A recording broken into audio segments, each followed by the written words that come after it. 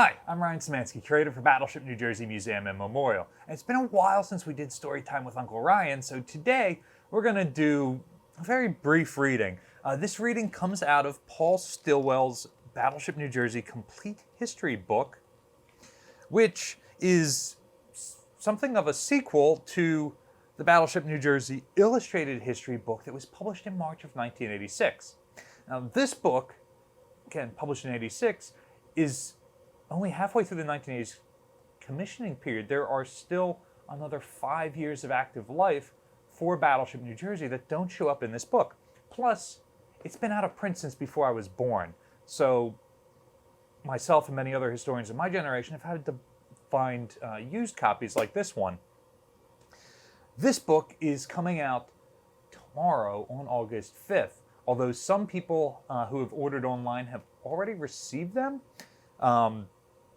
This is one of the first ones off the print run. It didn't even make it to the distributors before it came here to the Battleship. But this has several new chapters that cover the last several years of the ship's career and some of the museum era, and just features a ton of new research that Paul Stilwell, who was a crew member on this ship in 1969, did, both from his original work and then new research that he's done since then, and he has rewritten pretty much the whole book. So this is not a reprint of the original one with a couple of extra chapters. This is a whole new book here with new illustrations and new pictures and everything else. So I'm just going to read a couple of paragraphs here that is brand new research to me, things I never knew before, and then we're going to talk about that a little bit. For those of you who are watching this a little bit in the future and have a copy of it at home, we are on page 233. Throughout much of her 1982 to 1991 period in commission, the New Jersey had on board an instructor who taught courses through the Navy's program for Afloat college education, PACE. Irvin Cooper joined the ship for her first deployment in 1983 and became essentially a civilian member of the crew.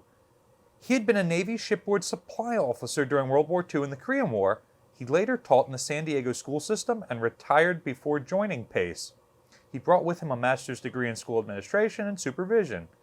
The appeal for him was the opportunity to travel at government expense. Cooper taught crew members who were high school graduates. For those who had not made it that far or whose aptitude test scores were low, he taught 3-week courses in functional skills. With the ascent of division officers, men attended the basic skills course during working hours. Class sizes varied from about 10 to 15. Cooper's professional subjects included Introduction to Business Management, Personnel Management, Human Relations, and Economics. The education amounted to 48 hours of instruction per course. Some men came to him to seek counseling on personal issues. He provided an avenue outside of the regular chain of command. The college-level instruction took place after working hours ended at 4 p.m. Men heard lectures, did homework, did research in the ship's library. Attendance was good because the courses enabled men to improve their knowledge and better prepare them to fulfill their life goals. The ship benefited from having a better educated crew.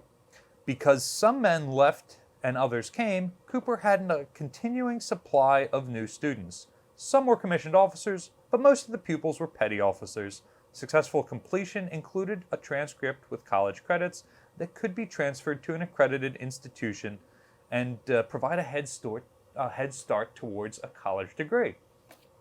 So, again, this is something I didn't know about, but it's really cool that the Navy was doing this in the 1980s. Keep in mind that the Iowa-class battleships are commissioned in the 1940s. They're built in the 1940s. They have a lot of old technology on them. So many ratings that are assigned to this ship class are not necessarily learning things that are going to benefit them when they get transferred off of this ship.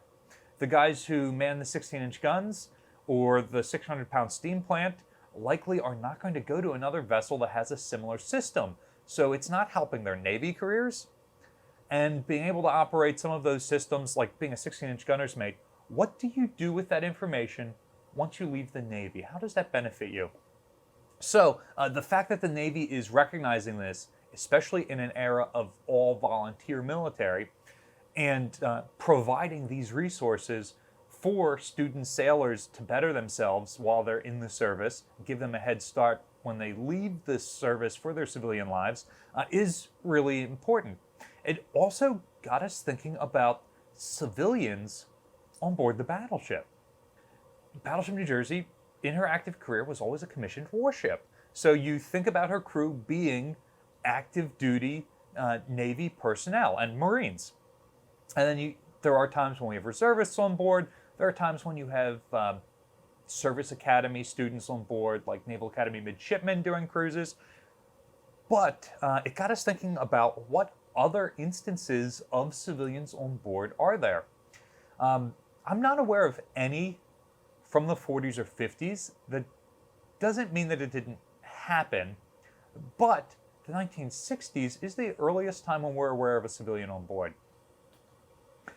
Neil Leifer, the Time Life photographer, who's award-winning, he took the famous picture of Muhammad Ali after winning the fight, took a number of pictures of the ship, including this gorgeous bow shot.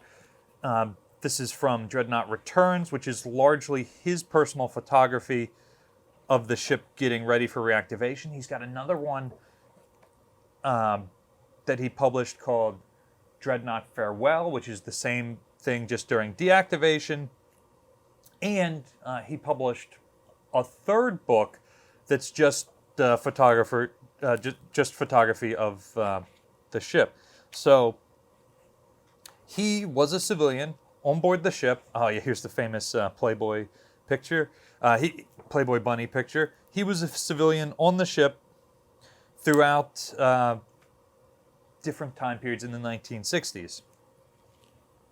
In the 1980s, it seems to be a far more likely occurrence. So in addition to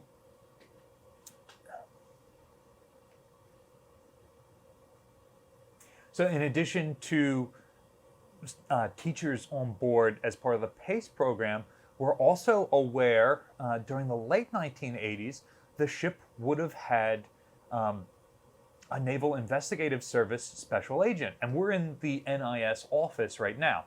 NIS is the forerunner to the modern day NCIS, or Naval Criminal Investigative Service. And you can see still on the lockers here that writing what was in them from when this was the NIS office.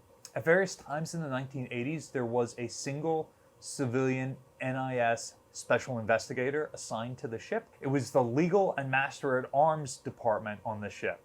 When the battleship had a drone attachment assigned, that also came with a couple of civilians assigned to it. I'm not entirely sure what their function was, if they were program experts or computer programming, or like what their deal was, if they came from AAI, the company that manufactured the drones.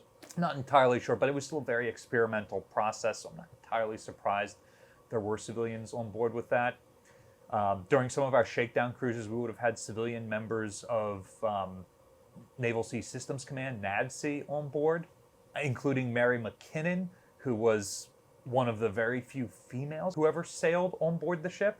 And of course, in the mid-1980s, Paul Stilwell served on board as a civilian doing research for this book. So I guess served on board isn't the right vocabulary for that, but he sailed on board both New Jersey and Missouri as a author for Naval Institute Press, writing his original Battleship New Jersey, and then he does another similar book, and we'll call it in the same series, Battleship Missouri Illustrated. Here is that one. It's always upset me that the Battleship Missouri book is significantly larger than the Battleship New Jersey book, but they didn't get a additional edition the way we did. So it's incredible that after all this time working here, we're still getting new research on the battleship. We're still learning new information. And Paul's book is now the definitive book on Battleship New Jersey. And it features a lot of new information and new pictures that even us museum staff here have never seen before. So make sure after August 5th, when that goes on sale, that you go out to Naval Institute Press and get your own copy. If you join as a member, you get a significant discount. It'll also be available. We have a couple of signed copies in the museum store, and we will carry some of these in the store in the future, although unsigned copies haven't come in yet. But you can also buy them on Amazon, or most likely wherever you buy books, you'll be able to find a copy of this. And make sure if you don't have a copy of the original book that you also pick up one of these, because it isn't reproduced in its entirety in the new book. It does have some unique information in it as well. So, which one of Paul Stilwell's books are your favorite? He's got over a dozen out there, including Battleship Commander, which was the most recently published one. He's got another illustrated history on the Battleship Arizona. He's got one on the Golden 13, and just a number of others out there. But let us know your favorite in the comment section down below. Before today, I would have probably said this one. I haven't finished reading this one yet, but I suspect it's going to take the top tier. Battleship New Jersey receives operating support from the New Jersey Department of State, also from a number of other businesses and private individuals like yourselves. We really appreciate your support. There's a link in the description below if you'd like to donate to support the museum. You can also support us by liking, sharing, and subscribing so more people find about the museum and our channel. Thanks for watching.